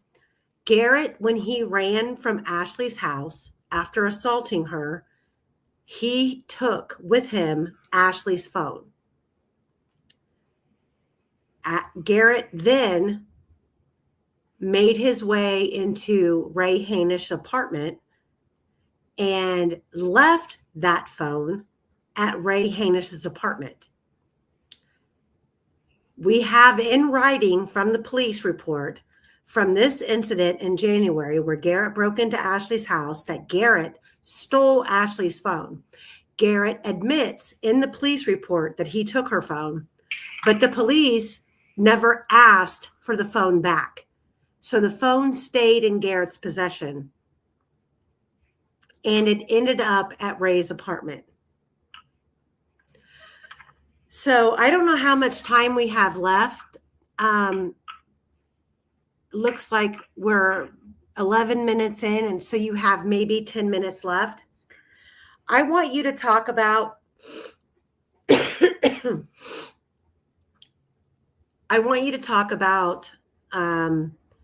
when you put Garett out of your house, and then Garett becoming involved with Nicole Bowen, and how all of that transpired, and the threats that you were receiving, and the Facebook messages that you got leading up to the first couple of weeks of Nicole Bowen being involved with you and Garett's relationship. Okay.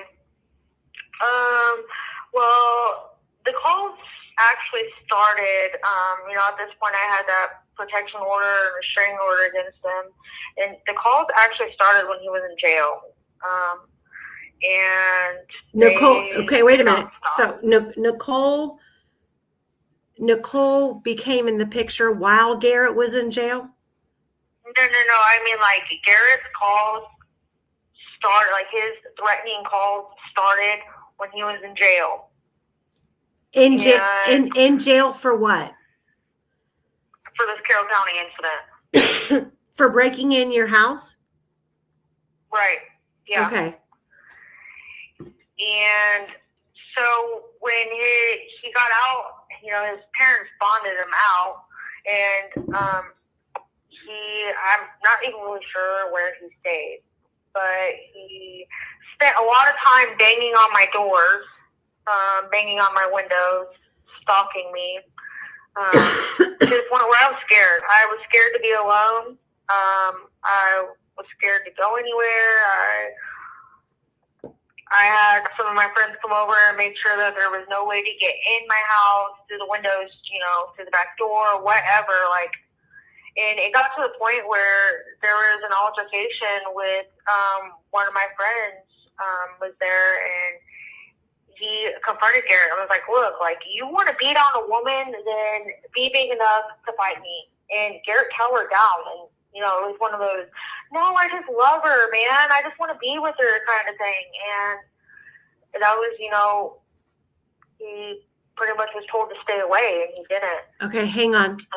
Hang on one second. ACV asked, was leaving her phone at Ray's an attempt to direct blame towards her? I don't believe so. I think it was the phone itself was something that Garett was using as an access to be online. And the fact that it got left there was an accident and had nothing to do with him trying to implicate Ashley as being a part. And Garett never implicated Ashley as being a part of the Ray case. Ashley got implicated, number one, because Garett was there. Garett was a suspect in the Delphi case. And her phone being there, a lot of people speculated that Ashley was the one there participating in the partying and the death of Ray, when in fact, that's not true. And the bottom line is that Nicole Bowen was probably the one who was there during the party. She was the one arrested with Garett in Ray Hanish's car. And Ashley's phone being left there was, I don't even know what you call it. A coincidence? Just coincidental. I don't know if it's coincidental or it's bullshit. It sucked that her phone was left there. But the fact of the matter is that after Ashley's house was broken into, she was attacked, she was strangled, she was hogtied, she was duct taped, her phone was stolen.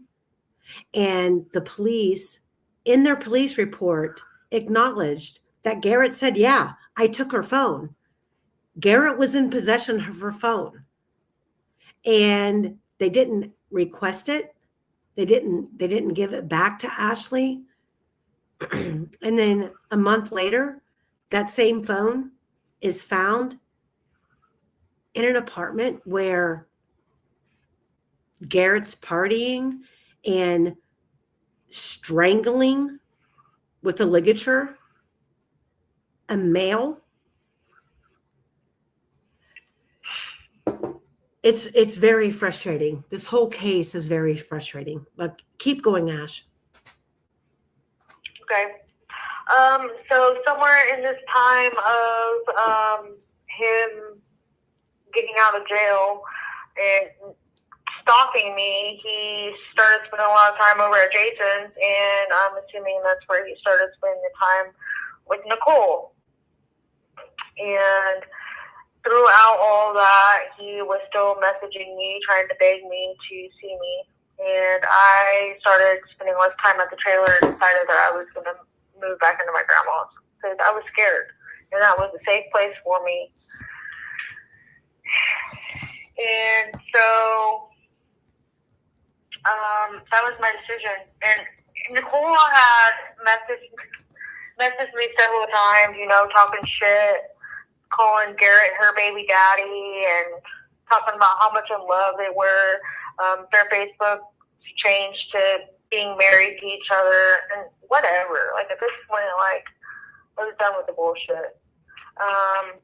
I know that there was one message where I invited over to have a tea party in the front yard as she was threatening to whip my ass, and that was my response. It's okay, we'll have a tea party. Come on over. That was it. It was the only thing that I ever reciprocated back to any of it. So, hey, there's a question. It said, did Ashley cut the phone service after Garett took the phone? It was prepaid, and so it wasn't something that was like that. I'm sure that I don't remember how much time it even had on it.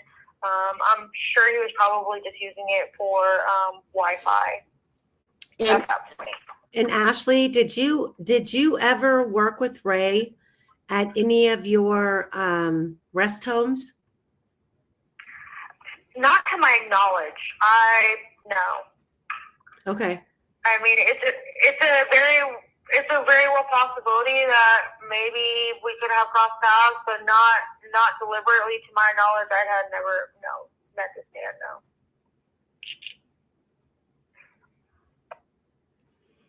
No. Okay, keep going. Okay. And so in the processes of me moving out and Garett not being allowed to be around, he showed up while Kevin was there at the trailer while I was packing one day, and Kevin called the cops on him again. He wasn't allowed to be around, and there he was. He wouldn't leave, and so that's where the violation of the restraining order the first time happened.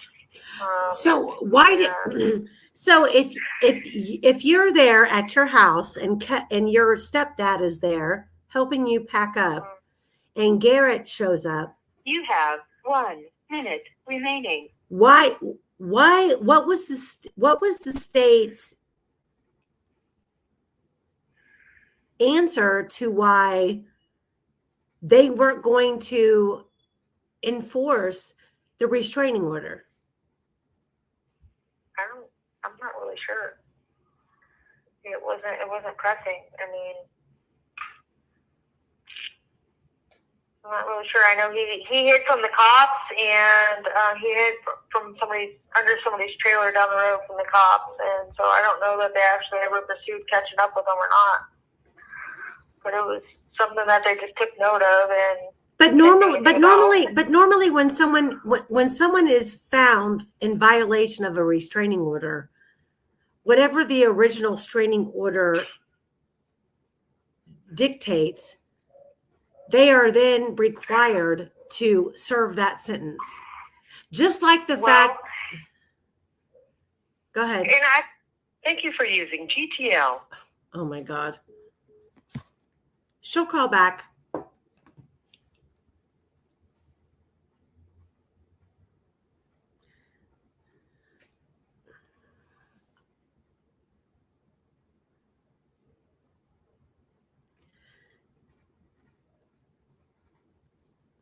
Yeah, well, Stephanie, she's in prison.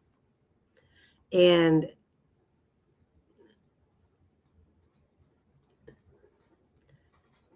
we are going to file a succession. I'm so aggravated with this whole thing. Like Ashley Garth is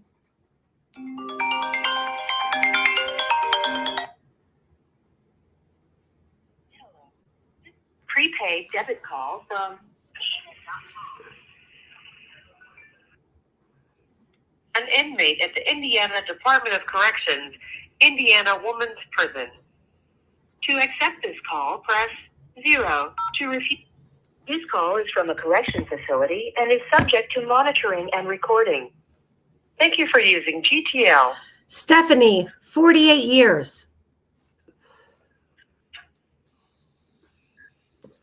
Okay, keep going, Ash. Okay.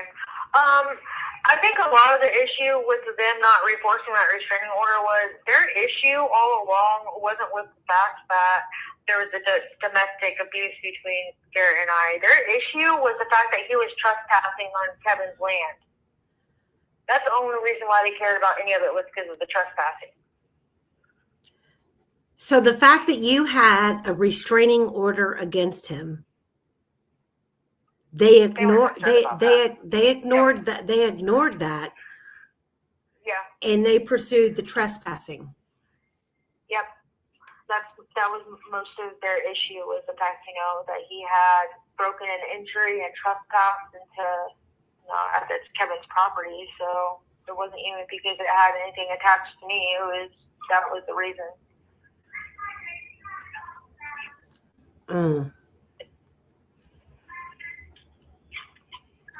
So going back to January 20th, 2020, like January 20th, the 21st, when Garett broke in your house.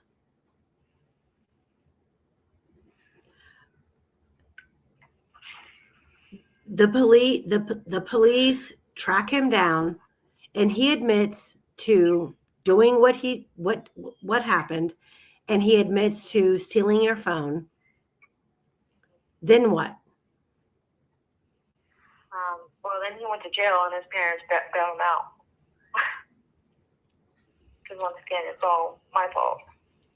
I was the perpetrator in all of this. Him breaking in your house, you're the perpetrator? Yes. Yeah. I didn't want him to leave, and that's why we were fighting. According to police statement, that's what he said. You didn't want him to leave? Yeah. And that's why I bit him on the back, was because I was fighting him not to leave. What? Yeah, that's what it says.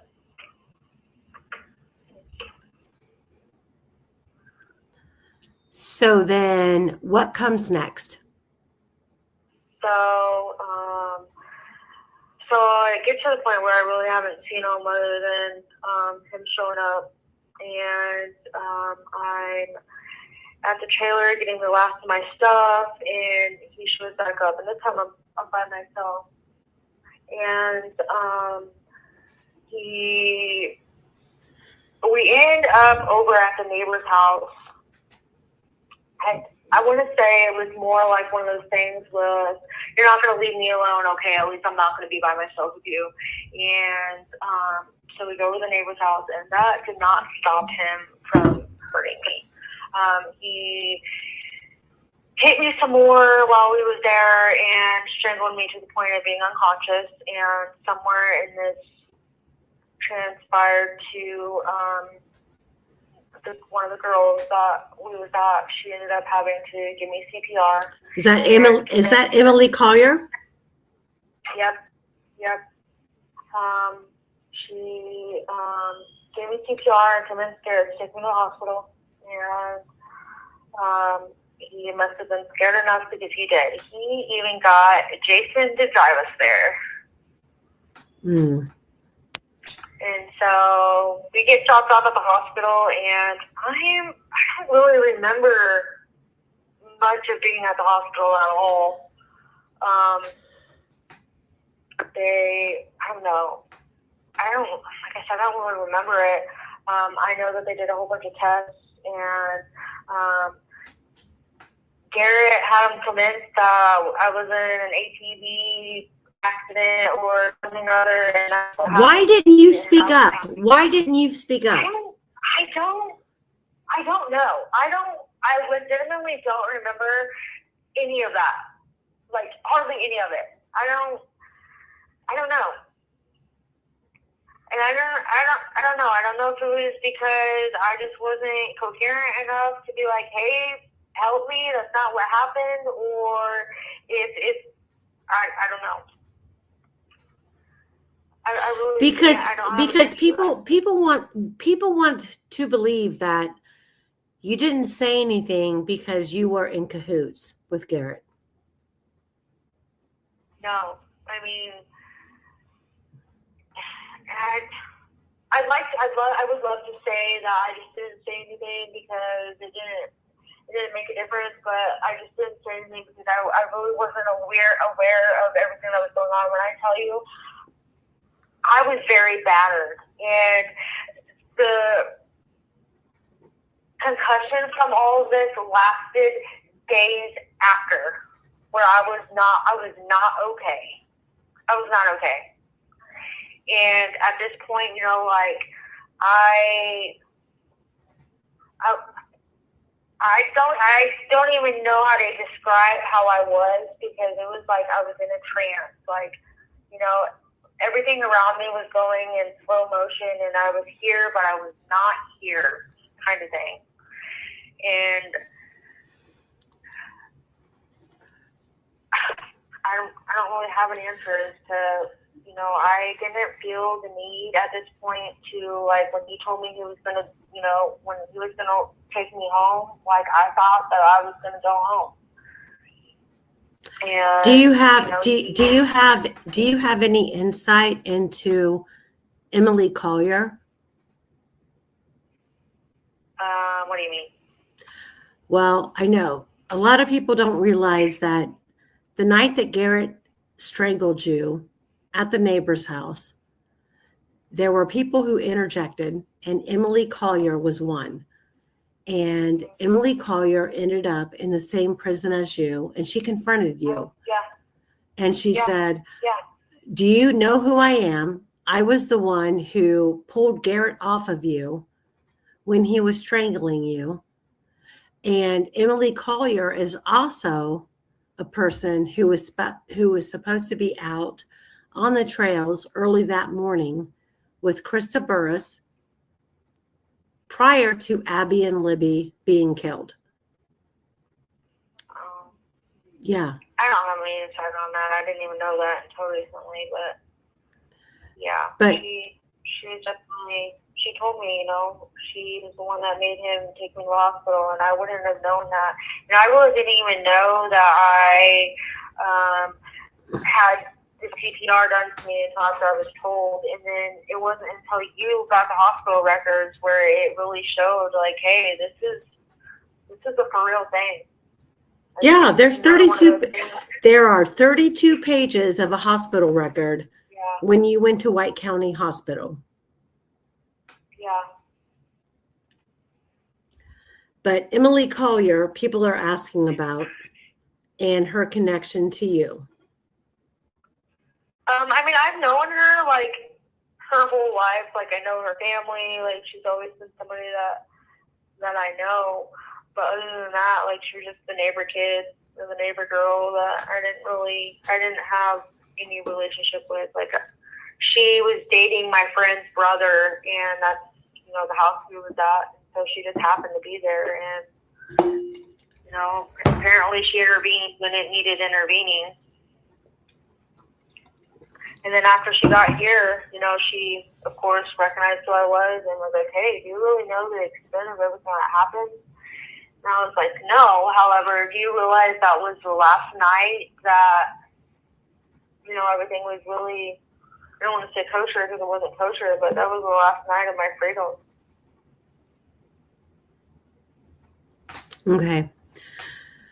Well, you're going to get cut off.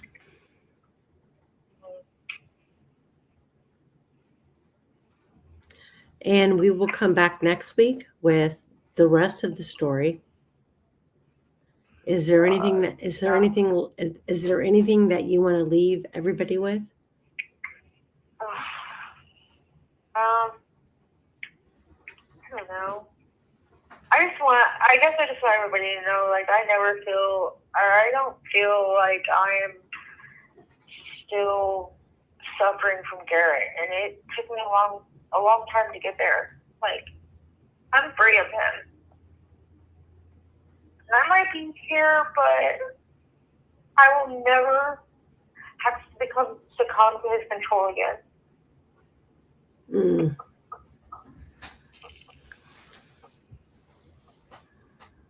Well, I'm here for you, and you know that. Thanks. Stop crying.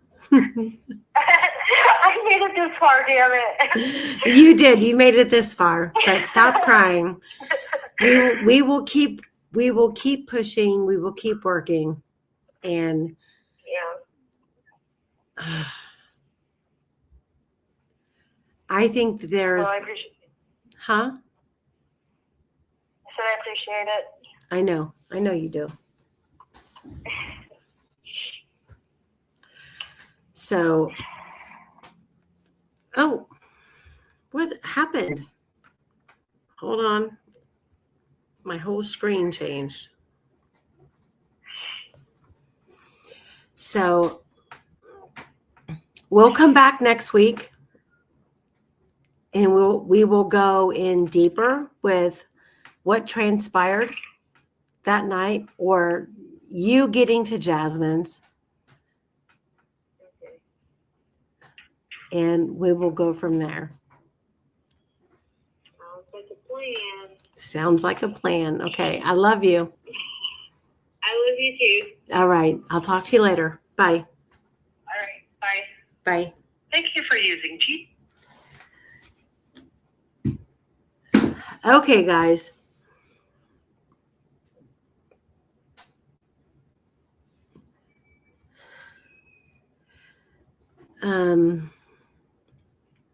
Toby says, Ashley's dad says, love you, Ash. You know, this is one of those things where it's a complex case and you have to dig deep.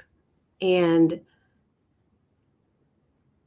once you thoroughly watch Garett Kirts' interviews, April 1st and April 4th, you will understand exactly why we are where we're at. He is a liar, a compulsive liar. And Ashley didn't know her rights, didn't know how to demand of her public defender a real defense. And that's why we're here. End of story, period.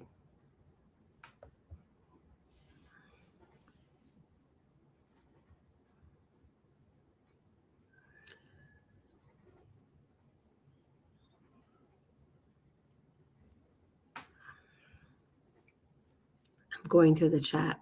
Sorry. It makes me upset because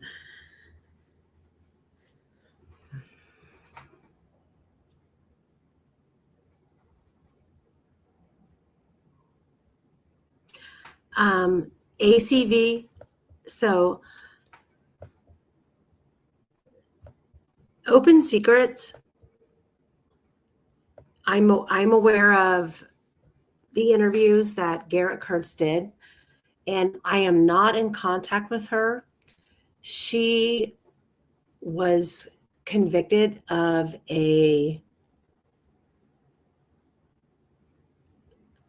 I don't even remember what the charges were, but I think that she spent like a year and a half, 2 years in jail.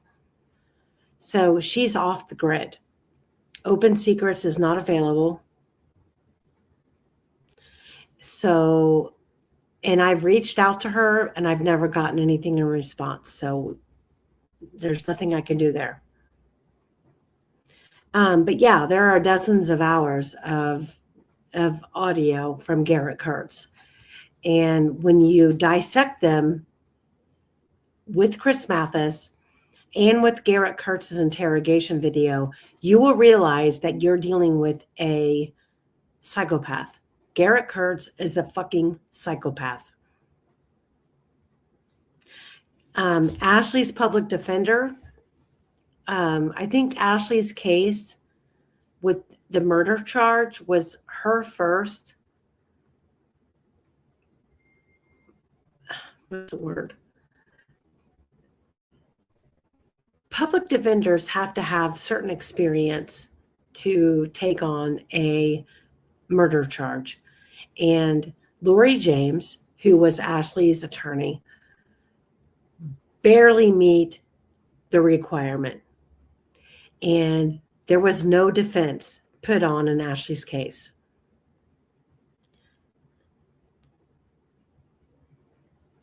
The Innocence Project has not gotten involved, but there have been other programs that have gotten involved. Right now, what needs to happen is a succession, an interjection in the case, providing all of the things that weren't presented during the direct appeal or post-conviction. And you guys probably already know who I have lined up to do that.